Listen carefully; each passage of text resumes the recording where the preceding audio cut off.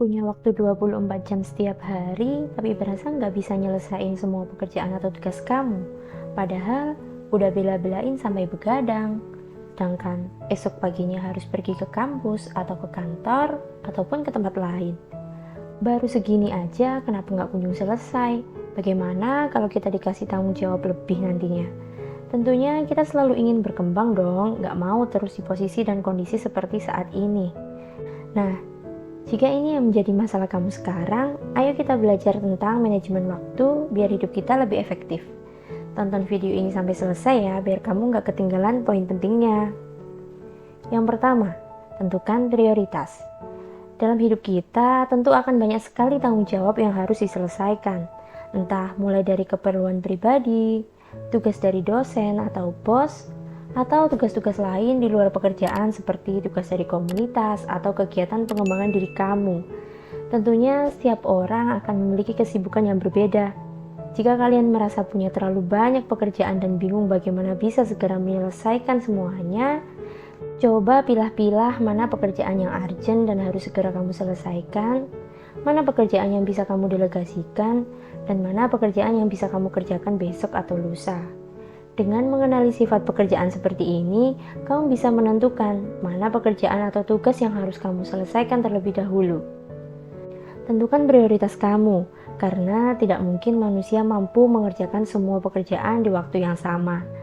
Untuk memudahkan kamu, catatlah prioritas tugasmu ini di buku, note di handphone kamu, atau di tempat lain yang kamu mudah untuk menjangkaunya. Yang kedua, time blocking. Jika kamu sudah membuat prioritas dari setiap tugas kamu, selanjutnya adalah buatlah jadwal dan tentukan berapa lama waktunya kamu harus menyelesaikan setiap tugas. Ada satu hukum yang menarik yang bisa kita bahas di sini, yaitu Parkinson Law.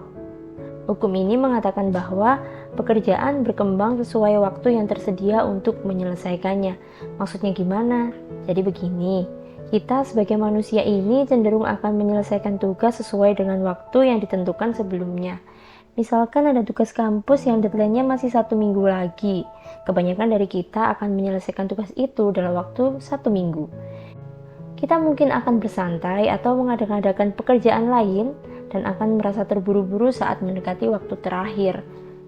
Dalam diagramnya, Parkinson Law juga menggambarkan bahwa banyaknya waktu yang tersedia membutuhkan usaha lebih sedikit, sedangkan singkatnya waktu yang tersedia membutuhkan usaha lebih banyak.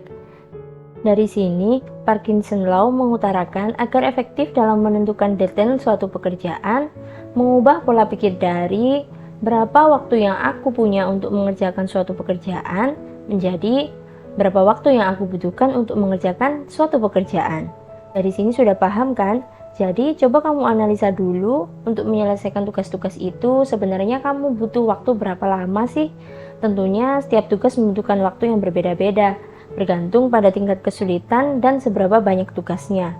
Setelah membuat jadwal dan menentukan berapa lama waktunya, maka fokuslah hanya dengan satu tugas atau pekerjaan itu saja. Yang ketiga, task batching. Untuk memaksimalkan waktu dan tenaga kamu perlu mencoba sistem batching ini.